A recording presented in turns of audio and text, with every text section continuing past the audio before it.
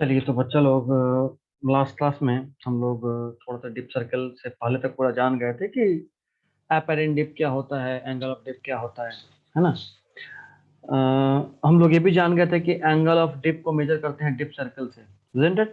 चलिए, तो जो चीज हम लोग वहां पढ़े थे कि एंगल ऑफ डिप और एपेरेंट डिप क्या होता है, तो यहाँ पे हमारा एक लास्ट रिलेशन आया था कि tan alpha dash is equal to tan alpha by cos beta, है ना। ये रिलेशन हमारा लास्ट में आया था। और ये अगर आपको कॉस बीटा वाला चीज याद आ रहा हो तो थोड़ा सा ध्यान देते हैं। ये था मैग्नेटिक वो प्लेन जिसमें कि आपका नेट मैग्नेटिक फील्ड था, और यहीं से किसी और एंगल पे एक और फील्ड है। ये एक प्लेन है, ये प्लेन नंबर 1 है, ये प्लेन नंबर 2 है, और इन्हीं दो प्लेन के बीच का एंगल जो था, ये एंगल था, सॉरी ये बीटा था ना, दिस एंगल इज बीटा, है ना। तो वन वाले प्लेन में जो मैग्नेटिक फील्ड है, वन वाले प्लेन में जो मैग्नेटिक फील्ड है, ये नेट बी, है ना, बी नेट, इसका हॉरिजॉन्टल कंपोनेंट ये होगा और इसका वर्टिकल कंपोनेंट ये होगा, बी वी। और इसी अब इस अगर मान लो वही जो बी नेट जो इस वाले प्लेन पे है, वो अगर इस प्लेन पे होता, इस प्लेन पे होता, इस वाले प्लेन पे, ठीक है, तो आपको जो आता बी एच तो सेम ही आता, सॉरी बी एच बोल रहा हूँ, बी वी तो सेम ही आता, क्योंकि बी वी इसी लाइन पे है, इस वाले लाइन पे, क्योंकि ये लाइन तो दोनों ही प्लेन के लिए कॉमन है, तो बी वी तो सेम ही आता। लेकिन इसका जो बी एच था वो कुछ ऐसा था, ये था बी एच, और इन दोनों बी एच के बीच का एंगल था बीटा, समझ रहे हो। एक इस तरफ है बी एच, ये प्लेन नंबर 1 का बी एच है, और ये बी एच है प्लेन नंबर 2 का, ये 1 का और ये 2 का, तो दोनों बी एच के बीच का एंगल इज बीटा। तो वहां से हम लोग फिर ये सारा डेरिवेशन किए थे जो हमने लास्ट क्लास में पढ़ा भी था।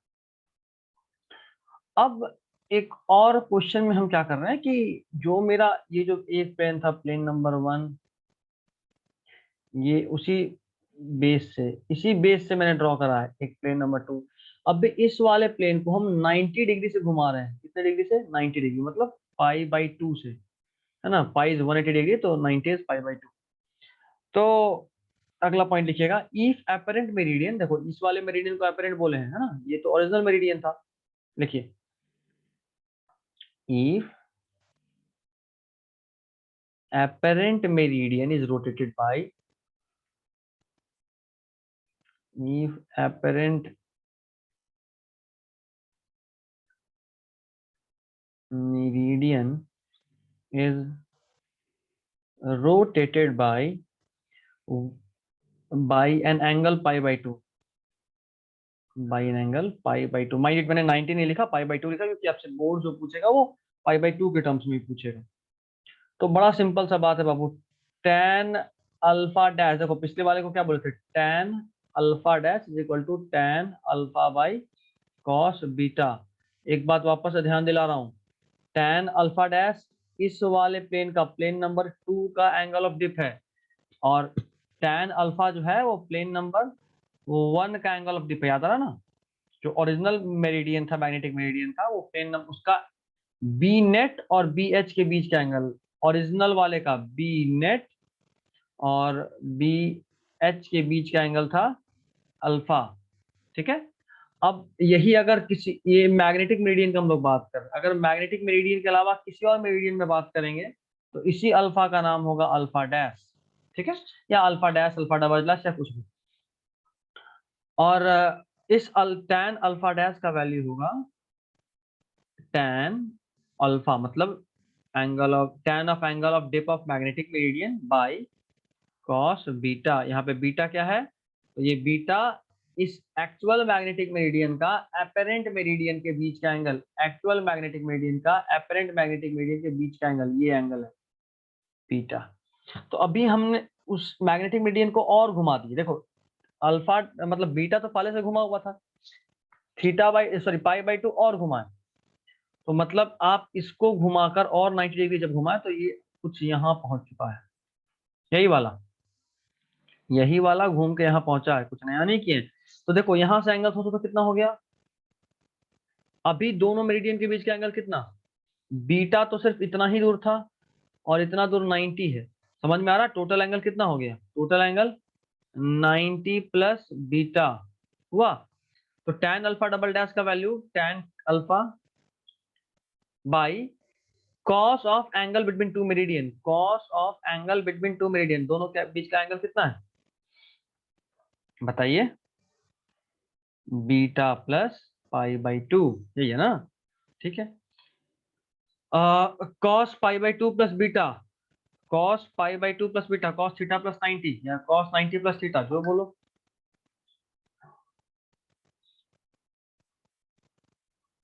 इसको तुम ऐसे लिख सकते हो, tan alpha double dash is equal to tan alpha by cos beta plus 90, इसको बोल सकते हैं माइनस ऑफ साइन बीटा, बिल्कुल बोल सकते हैं। अभी इसको और सॉल्व करेंगे तो बोलेंगे minus sine beta is equal to tan alpha by tan alpha double dash बोलेंगे। ये इक्वेशन 1 बना दो इसको, ये इक्वेशन नंबर 1। और एक और बात हम लोग को पहले से पता है, cos beta is equal to tan alpha by tan alpha dash.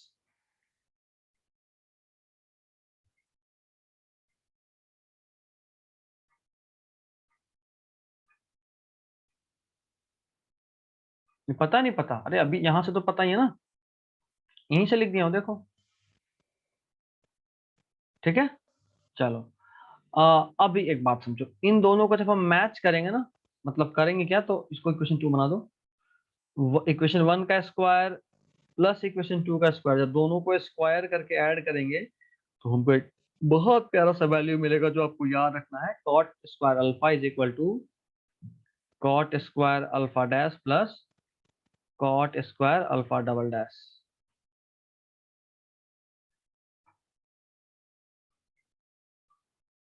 ये आपको याद रखना है। इसको यूज कब करेंगे? मतलब अगर आपको मैग्नेटिक मेरिडियन में एंगल ऑफ डिप दिया हुआ है, ठीक है, और किसी और एंगल में दिया हुआ है, किसी और एंगल में, तो क्या आप उससे 90 और रोटेशन के बाद एंगल ऑफ डिप निकाल सकते हैं? तो हाँ, निकाल सकते हैं, यही तो था। अल्फा डबल डैश क्या था? अगर आप अपेरेंट मेरिडियन को 90 और घुमा दिए, तब जो एंगल ऑफ डिप आएगा नया वाला, उसको बोले अल्फा डबल डैश। अच्छा, अब इन तीनों में से कोई भी दो दिया हुआ है, मान लो ये और ये दिया है तो ये निकाल सकते हैं, ये और ये दिया है तो ये निकाल सकते हैं, कोई भी निकाल सकते हैं। ठीक है, आपको ये इक्वेशन याद रखना है, ये इंपॉर्टेंट है। ठीक है ना? चलिए लिखिए इतना, आपको बस ये लिखना है। ये तो मैंने सिर्फ समझाया है आपको कि ये है क्या, वापस से रिपीटेशन था। आप ये वाला पार्ट लिखिए, एपरेंट मेरिडियन को अगर घुमा दिए तो tan अल्फा डबल डैश ये हो जाएगा। और ये कैसे होगा? तो इसकी वजह से होगा। फिर आप उसी को आगे सॉल्व करेंगे, सिर्फ इसको ही तो सॉल्व किए हैं, तो ये आया है। ठीक है, अभी आप इस पूरे को सॉल्व किए, इस फॉर्म में लेके आए। अच्छा, इसको इक्वेशन 1 बनाए, इस वाले इस इक्वेशन से इक्वेशन 2 ले आए हैं हम लोग, और दोनों इक्वेशन को स्क्वायर करके ऐड कर दिए, तो हमको cot square alpha is equal to cot square alpha dash plus cot square alpha double dash मिल जाएगा। ठीक है, चलिए नेक्स्ट हम लोग बात करेंगे थोड़ा सा बार मैग्नेट के बारे में। अच्छा, किसी भी मैग्नेट का, किसी भी मैग्नेट का अगर आप टाइम पीरियड निकालना चाहें, ऑसिलेशन का मतलब ये कि आप किसी एक मैग्नेटिक फील्ड में, किसी मान लो इधर का मैग्नेटिक फील्ड है, और इस मैग्नेटिक फील्ड में तुम एक धागा से बांध कर एक मैग्नेट को लटका दी, तो ये मैग्नेट वाइब्रेट करेगा। मतलब वाइब्रेट इन द सेंस कि रोटेट करेगा बार बार, कभी इधर कभी इधर कभी इधर कभी इधर, ऐसे करके रोटेट करेगा। तो ये जो रोटेशन होगा, इसका टाइम पीरियड कितना होगा? उसका फॉर्मूला होता है T is equal to pi root under I by M B.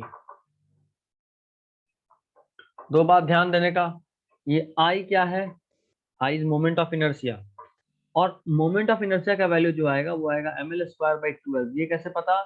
तो यहाँ पे ऐसे लिखोगे, as a bar magnet is like thin rod, as a bar magnet is like thin rod, और स्ट्रेट रॉड का जो आई का फॉर्मूला तो वो एम एल स्क्वायर बाई 12 था। चलिए, ये बी तो ये वाला मैग्नेटिक फील्ड है जो आपने अप्लाई करा है। ये एम क्या है? ये magnetic dipole moment of this magnet है। क्या है? Magnetic dipole moment of magnet used. आपने जो भी मैग्नेट यूज करा उसका जो मैग्नेटिक डाइपोल मोमेंट है वो क्या है? अब दो तीन चीज देखते हैं। इसी फॉर्मूला को हम लोग यूज करते हैं एक स्पेशल डिवाइस में। इसी फॉर्मूला को हम लोग यूज करते हैं एक स्पेशल डिवाइस में, और उस डिवाइस का नाम है, ऐसे लिख ही लो, यूज टू कैलकुलेट,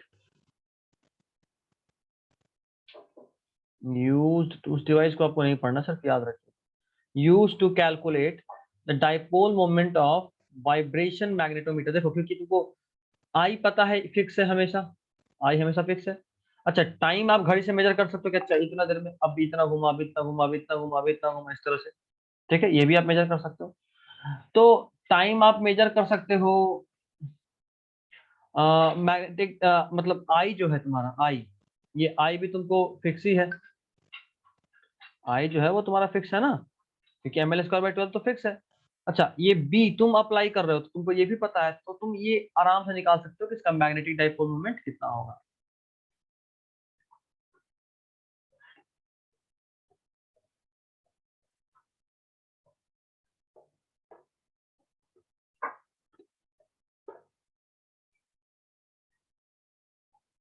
ठीक है, चलो। तो अभी आप ये सब भी कर सकते, अभी लिखो तो, to use to calculate the dipole moment,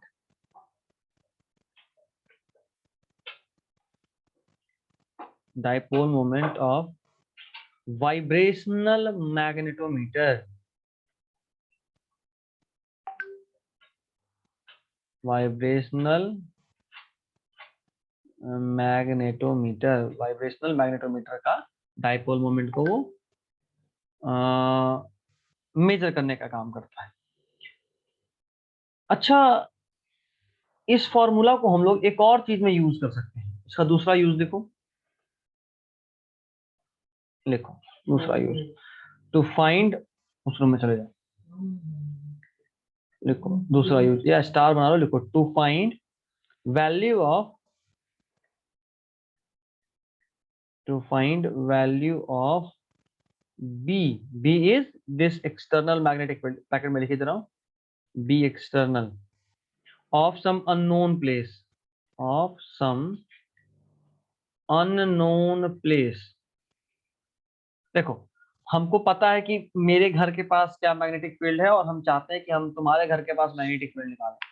तो हम एक सिंपल सा काम करेंगे, अपने घर का हम बी मेजर कर लेंगे कि हम अपने, या हम एक अपने घर का हमको भी नहीं पता मालूम, हम लैब में एक मैग्नेटिक फील्ड जनरेट करें। ठीक, अच्छा, इस फॉर्मूला को देख के एक बात समझ में आ रहा है ना, साफ साफ, कि T is inversely proportional to root under B. साफ साफ दिख रहा है। पहले फॉर्मूला लिख देता हूँ फिर समझाऊंगा। T1 by T2 is equal to root under B2 by B1। ये समझ में आ रहा है? बस इसी को यूज कर रहा हूँ, और कुछ नहीं, इसी को यूज कर रहा हूँ। ठीक है, अभी देखो, हम एक काम किए अपने, एक लैब में, लेबोरेटरी में एक बी जनरेट की मैग्नेटिक फील्ड, जो कि हमको पता है कि हम कितना वैल्यू का जनरेट किए। ठीक है, ये हमको पता है, मान लो 2 टेस्ला। ठीक है, अभी हमको बी पता है, और हम क्या किए कि उसमें उसी मैग्नेट को वाइब्रेट कराए, तो हम उसका टाइम पीरियड मेजर कर लिए कि अच्छा इसका टाइम पीरियड इतना, एक बार में इतना बार वाइब्रेट कर रहा है, 1 सेकंड। ठीक है, तो हमको T1 भी पता है, हमको B1 भी पता है। अच्छा, अभी हम किसी अननोन प्लेस पे गए और वहां पे हमको नहीं पता बी कितना है, this B2 is unknown to us, B2 कितना नहीं पता, तो छोड़ दिए हम बस उस मैग्नेट को उसी तरह टांगे। B2 हमको नहीं पता कितना मैग्नेटिक फील्ड लग रहा है, लेकिन हम ये तो मेजर कर सकते हैं कि अच्छा 1 सेकंड में या 1 मिनट में कितना बार वाइब्रेट कर रहा है, तो हम ये निकाल सकते हैं टाइम पीरियड। ये हमको मिल गया, एक्स वाई जेड कुछ भी। अब हमको ये पता था, ये पता था, क्योंकि मैग्नेट के लिए टी और बी अगर सेम है तो एम भी फिक्स है, तो दोनों पता है, मतलब ओवरऑल रेशियो पता है। हमको B1 पता है, T1 पता है, T2 हम देख लिए नए जगह पे जाके कि 1 सेकंड में कितना बार वाइब्रेट कर रहा है, तो क्या हम B2 नहीं निकाल सकते? निकाल सकते हैं। और ये B2 है क्या? तो B2 उस अननोन प्लेस का मैग्नेटिक फील्ड का वैल्यू है, दैट्स इट, हम निकाल सकते हैं खुद से। ठीक है, चलिए फटाफट से इतना लिख लीजिए, पॉज करके लिख लीजिए। चलो अभी आगे बढ़ते हैं। अब तीसरा एप्लीकेशन, एक और छोटा सा एप्लीकेशन है इसका, उसको भी देख लेते हैं फिर आगे बढ़ेंगे। ये देखो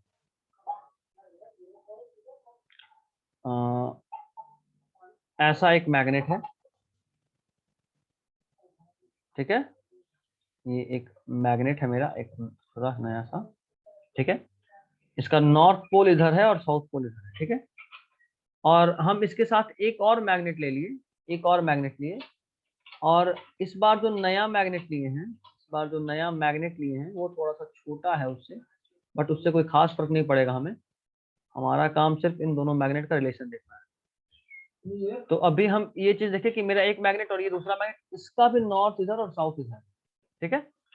अब तुम खुद सोचो कि इन मैग्नेट नंबर 1 और मैग्नेट नंबर 2 की वजह से जो मैग्नेटिक फील्ड जनरेट होगा, जो भी जनरेट होगा दोनों का इंडिविजुअल, ओवरऑल उसका सम टोटल होगा, होगा नहीं होगा, होगा।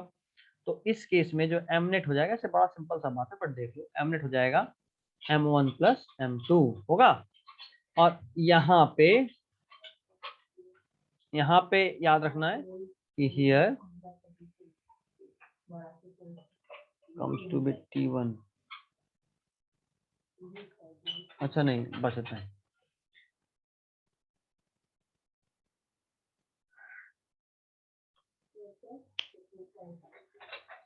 अच्छा एक ये बात, और दूसरा चीज ये मान लो, दूसरा ये बात मान लो सर तुम कि इस केस में कितना होगा नहीं पता, बट हियर ऐसा मान रहे हैं, हियर इट्स टाइम पीरियड, मतलब अगर हम इन दोनों की कॉम्बिनेशन को किसी एक्सटर्नल मैग्नेटिक फील्ड में लटका है तो उसका जो वाइब्रेशन का टाइम पीरियड आया, here it's T comes to be T1। मान लिया ऐसा कि जब दो मैग्नेट है, दोनों का नॉर्थ नॉर्थ एक तरफ और साउथ साउथ एक तरफ है, तब उनका net magnetic field m1 plus m2 आया, और उनका उन दोनों के कॉम्बिनेशन का जो टाइम पीरियड आया वो T1 आया, ठीक है। अभी आप इसको रिवर्स कर रहे हो, रिवर्स करके आपने क्या करा, ये एक मैग्नेट, ठीक है, ये एक मैग्नेट, और इसका नॉर्थ इधर और साउथ इधर, और इस मैग्नेट पे ये देखो, इस मैग्नेट पे जो तुमने दूसरा मैग्नेट रखा है, इस मैग्नेट पे जो दूसरा मैग्नेट रखा है वो उल्टा है, उसका साउथ इधर और नॉर्थ इधर, मतलब कि पिछले वाले में दोनों का नॉर्थ नॉर्थ एक तरफ, साउथ साउथ एक तरफ, इसमें दोनों का नॉर्थ साउथ ऑपोजिट, इसका नॉर्थ तो इसका साउथ, इसका नॉर्थ तो इसका साउथ, ठीक है। और इस केस में जो एमनेट आएगा, खुद समझ में आ रहा होगा कि इसके वजह से अगर इधर है तो इसके वजह से इधर होगा, तो माइनस ही होना है। एमनेट आएगा m1 माइनस m2, क्या आएगा, m1 माइनस m2। और ऐसा माने कि इस केस में जो इसका टी आया, जो इसका टी आया, क्या होगा T1 या T2 नहीं पता, लेकिन जो आया वो उसको मान लिया T2, ठीक है। पिछले वाले में जो टी आया था उसको माने थे T1, इस बार जो टी आया उसको माने T2। अब एक रिलेशन इंपॉर्टेंट है जो एग्जाम में पूछ सकता है, अगर इस केस में ऐसा आपको दिया और बोला कि जरा m1 बाई m2 का वैल्यू बताइए, तो m1 बाई m2 का वैल्यू होगा T2 का स्क्वायर प्लस T1 का स्क्वायर बाई T2 का स्क्वायर माइनस T1 स्क्वायर। ये रिलेशन याद रखना है, पूछा तो सीधा यही पूछेगा नीट में, नहीं तो नहीं पूछेगा, ठीक है। तो बड़ा सिंपल सा केस था ये भी, हटाओ इसको,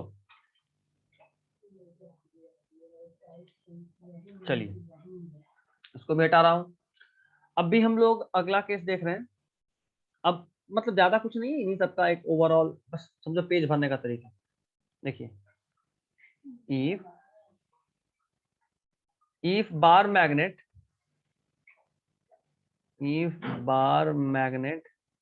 और मैग्नेटिक निडल, सेम ही बात है, आप बार मैग्नेट बोलो या उसको मैग्नेटिक नीडल बोलो, इज अलाउड टू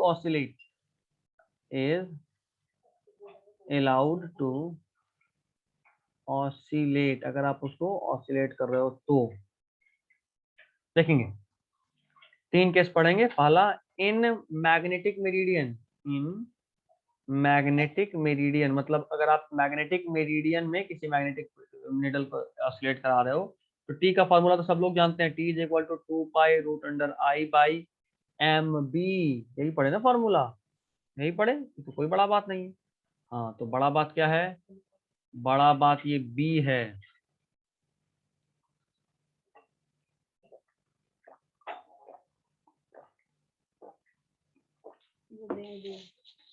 अभी नहीं, बड़ा बात ये है कि यहाँ पे जो बी आया, वो भी अलग आएगा, क्या आएगा, BH का स्क्वायर प्लस BV का स्क्वायर का रूट अंडर।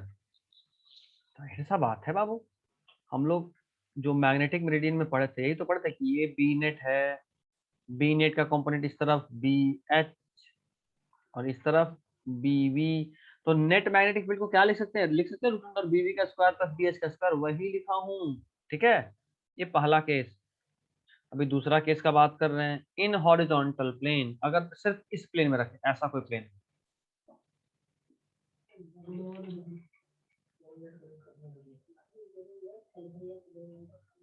और अगर ऐसा कोई प्लेन है तो समझ में आ रहा होगा कि इस प्लेन में मैग्नेटिक फील्ड का सिर्फ BH वाला पार्ट एक्ट कर रहा है, या कहीं भी BV एक्ट कर रहा है, नहीं कर। ठीक है, तो इन हॉरिजॉन्टल प्लेन,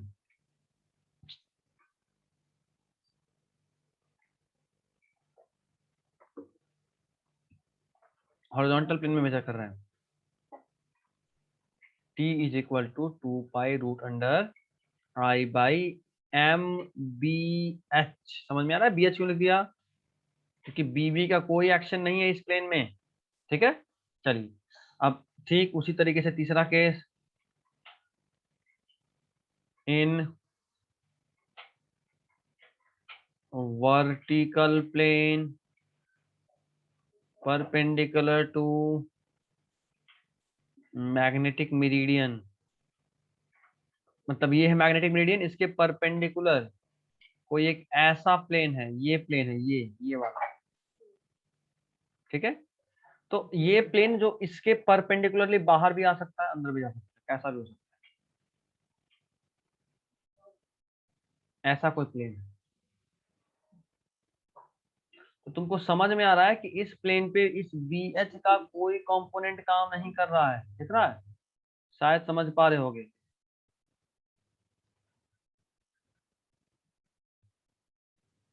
कि इस प्लेन पे, जो प्लेन अभी आपको रंगा हुआ दिख रहा है, पूरा ऐसा होल रंगा हुआ,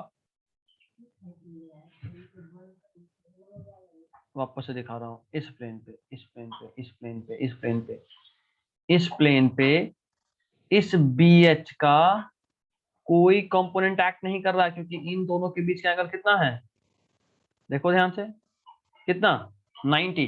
तो जाहिर सा बात है कि इस केस में जो T लिखेंगे वो लिखेंगे 2 pi root under I by MBV। ठीक है, दिक्कत है बताइए। चलिए, आई गेस यहाँ तक भी कोई दिक्कत नहीं, फटाफट से इसको नोट कर लीजिए, फिर हम लोग आगे बढ़ते हैं।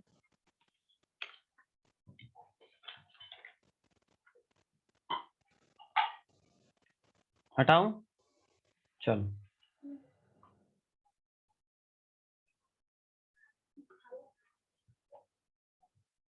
अगला हेडिंग लिखिए न्यूट्रल पॉइंट। देखो समझने वाला मेन पार्ट सब निकल गया, अब कहीं भी इतना टाइम लगेगा समझने में, क्योंकि अभी वहां बहुत फील करने में इस पे टाइम लग रहा था।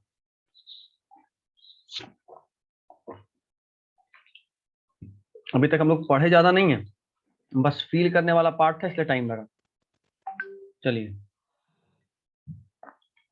अगला heading,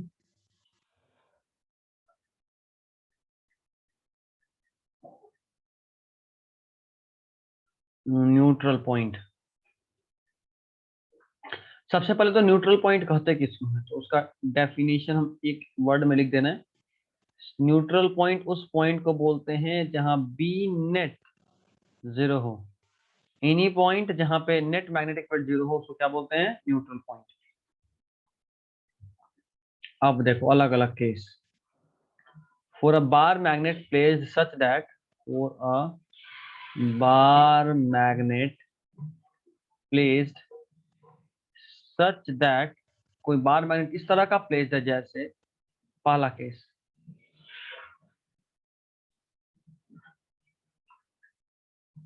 north pole is pointing towards north, north pole is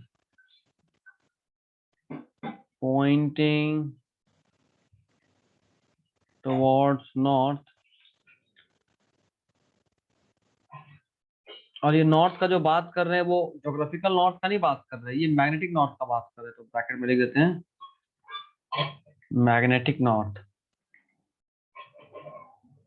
और साउथ पोल उसी तरह मैग्नेटिक साउथ की तरफ होगा। तो खुद सोचो, मेरा मैग्नेटिक फील्ड ऐसा है,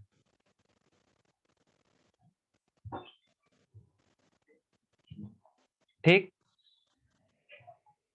और मेरा मैग्नेटिक फील्ड ऐसा है और मेरा मैग्नेट भी ऐसा है। जब मेरा नॉर्थ पोल अर्थ के, ये जो नॉर्थ दिख रहा है ये अर्थ का मैग्नेटिक फील्ड है। किसका मैग्नेटिक फील्ड है? अर्थ का। मतलब अगर ये अर्थ है तो इसका मैग्नेटिक नॉर्थ यहाँ और मैग्नेटिक साउथ यहाँ, तो इसका मैग्नेटिक फील्ड कैसा है? कुछ ऐसा, है ना। और ये मेरा मैग्नेट है, किस्मत से इसका भी नॉर्थ उधर ही, साउथ उधर ही है, ठीक है, ऐसे, ठीक।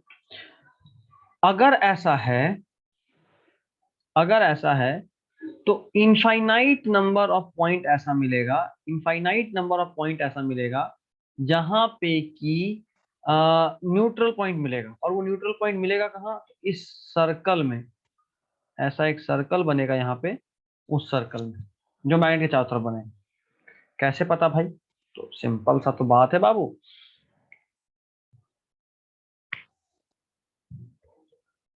पहले तो लिख ही लेता हूँ फिर ही समझाता हूँ।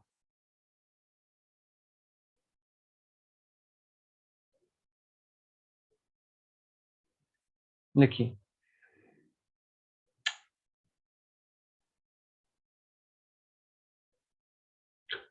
then infinite number of neutral point, then infinite number of neutral point exist in circle,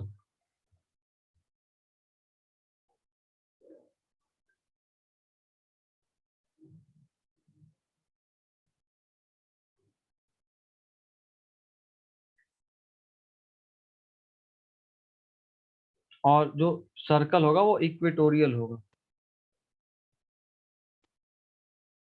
और जो बी एच का वैल्यू आएगा वो आएगा के M by are Q.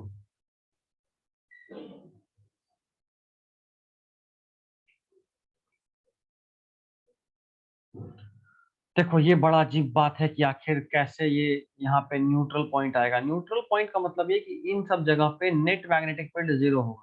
Neutral point का सिंपल मतलब यही होता है कि उस पॉइंट पे नेट मैग्नेटिक फील्ड जीरो। एक सेकंड रुको, इसको हम थोड़ा और अच्छे से दिखाते हैं।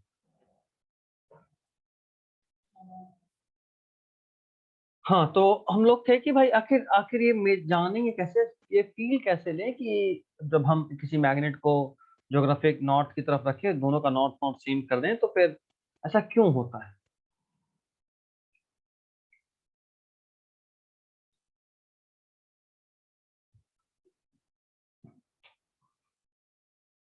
देखो, बहुत ही सिंपल सा बात है, बहुत ही सिंपल सा बात है कि अ, जब भी तुम ऐसा कर, अच्छा एक चीज और जानते हो कि नहीं? ये तो ठीक है, अभी ध्यान बता रहे हैं, बट एक चीज और ध्यान में आया अभी अभी। एक बात याद रखो, जो हम तुम लोगों को शुरू से दिखाएं कि देखो अब ये नॉर्थ पोल है, ये साउथ पोल है, ज्योग्राफिक लाइन है, ये नॉर्थ और ये साउथ, ये मैग्नेटिक, ठीक है। बट जब अर्थ के मैग्नेटिज्म को तुम फील करोगे ना, तो जिस तरफ अर्थ का ज्योग्राफिक नॉर्थ है उस तरफ अर्थ का मैग्नेटिक साउथ है, ये ध्यान रखना। और जिस तरफ अर्थ का साउथ पोल है उस तरफ अर्थ का मैग्नेटिक नॉर्थ है, ठीक है, उस तरफ अर्थ का मैग्नेटिक नॉर्थ है। और कोई भी कंपास हमेशा ज्योग्राफिक साउथ या सॉरी मैग्नेटिक साउथ यानी ज्योग्राफिक नॉर्थ को दिखाता है। कोई भी कंपास हमेशा ही ज्योग्राफिक साउथ यानी अ, फिर उल्टा बोल दिया, मैग्नेटिक साउथ यानी ज्योग्राफिक नॉर्थ को दिखाता है, ठीक है, ये ध्यान रखिएगा। तो चलो अभी इतना तो बात हो गया, अब हम जरा उसको भी समझ लेते हैं जो इस बारे में हम लोग बात कर रहे थे कि आखिर ये जो मैग्नेटिक फील्ड है वो न्यूट्रल पॉइंट कैसे देता है। देखो, मान लो, थोड़ा मैं कलर चेंज करके यहाँ स्पेस भी बना लेता हूँ, इसको थोड़ा क्लियर कर देता हूँ, ठीक है, और थोड़ा सा कलर भी चेंज कर दूँ ताकि आपको समझ में आए। हाँ, तो ये मेरा मैग्नेट है, ठीक है, ये रहा नॉर्थ पोल, ये रहा साउथ पोल, इसका मैग्नेटिक फील्ड ऐसा होगा, होगा, बिल्कुल होगा।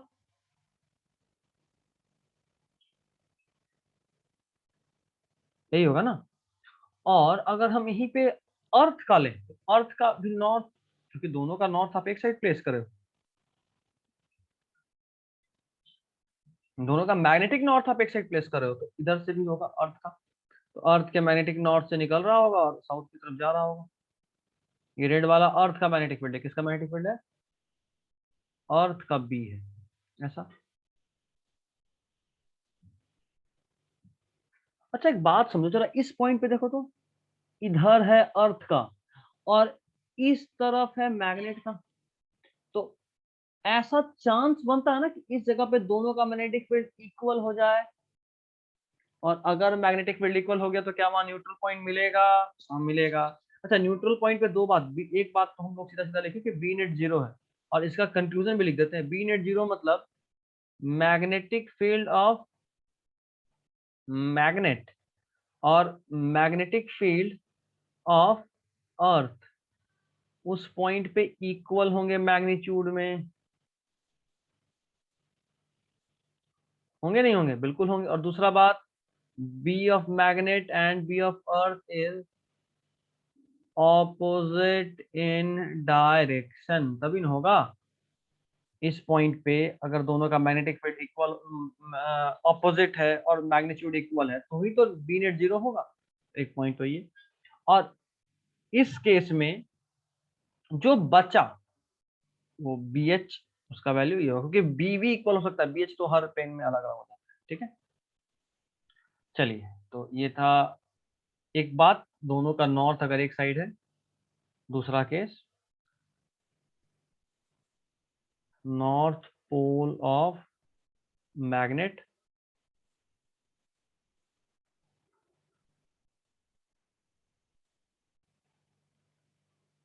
magnet is towards earth's magnetic south। इस केस में न्यूट्रल पॉइंट जो होगा वो दो होगा, और इसका बी एच का वैल्यू जो आएगा वो आएगा 2 km/r³। क्या आएगा? 2 km/r³। ठीक है, ये ध्यान में रखिएगा और लिख लो इसको सीधा। अच्छा नहीं, लिख लेते हैं, देन वैल्यू आएगा वो तो लिख दिया, ये पॉइंट भी, then two neutral point exist, then two neutral point exist and lie on axial line of bar magnet, and lie on axial line of bar magnet के एक्सियल लाइन पे लाई करता है। ठीक है, यहाँ पे भी जरा फील कर लो, देखो ये रहा मेरा मैग्नेट, ये है नॉर्थ, ये है साउथ, इसका मैग्नेटिक फील्ड ऐसा होगा होगा, और जो ऐसा कुछ, और जो अर्थ का है वो उल्टा है, मतलब अर्थ का नॉर्थ इधर और साउथ इधर होगा। अर्थ के केस में अर्थ का ऐसा आएगा, एक ऐसा पॉइंट आएगा जहां पे ये दोनों इक्वल एंड अपोजिट होगा, एक यहाँ आएगा और एक इधर आएगा, बस यही दो पॉइंट ऐसा आ सकता है। ठीक है, तो इस केस में क्या होगा, दो न्यूट्रल पॉइंट देखने को मिलेंगे आप। वैसे यहाँ पे एक गड़बड़ हो गया है, गड़बड़ ये हुआ है कि हम लोग उल्टा लिख दिए, यहाँ पे इनफाइनाइट मिलेगा, यहाँ पे इनफाइनाइट न्यूट्रल पॉइंट बनाएंगे, और दो न्यूट्रल पॉइंट लास्ट वाले केस में मिलेंगे, इसको सुधार लो, दो न्यूट्रल पॉइंट वहां मिलेगा और यहाँ इनफाइनाइट मिलेगा। देखो समझ में भी आ रहा होगा कि अगर मान लो ये बार मैग्नेट है, देखो इधर इधर इधर पे ये बार मैग्नेट है, तो इसके इस पॉइंट पे इधर भी इधर भी इधर भी इधर भी इधर भी इधर भी इधर भी इधर भी इधर भी इधर भी इधर भी इधर भी इधर भी इधर भी, मतलब इस पूरे गोल एक्सिस पे ऐसा न्यूट्रल पॉइंट मिलेगा। मतलब जरूरी थोड़ा ना कि वो सिर्फ यही मिले, मैग्नेट का तो फील्ड इधर भी होगा और इधर अर्थ का भी फील्ड होगा, तो इधर भी मिल सकता है न्यूट्रल पॉइंट। तो मतलब समझो कि ऐसा एक सर्कल में न्यूट्रल पॉइंट मिलेगा और इनफाइनाइट होगा। ठीक है, पिछले वाले केस में दो मिलेगा जो कि सिर्फ यहाँ और यहाँ मिलेगा। ठीक है, पिछले वाले केस में। चलिए तो ये दो न्यूट्रल पॉइंट का भी हो गया। आज के लिए इतना ही। अगले क्लास का हेडिंग डाल लो टेंजेंट लॉ। अगले क्लास में टेंजेंट लॉ बताऊंगा, डिफ्लेक्शन मैग्नेटोमीटर बताऊंगा, टेंजेंट गैल्वेनोमीटर बताऊंगा, और फिर थोड़ा सा रिलेशन तो समझ लो कि 1 घंटे का क्लास और है बस। चलिए, this is all for today.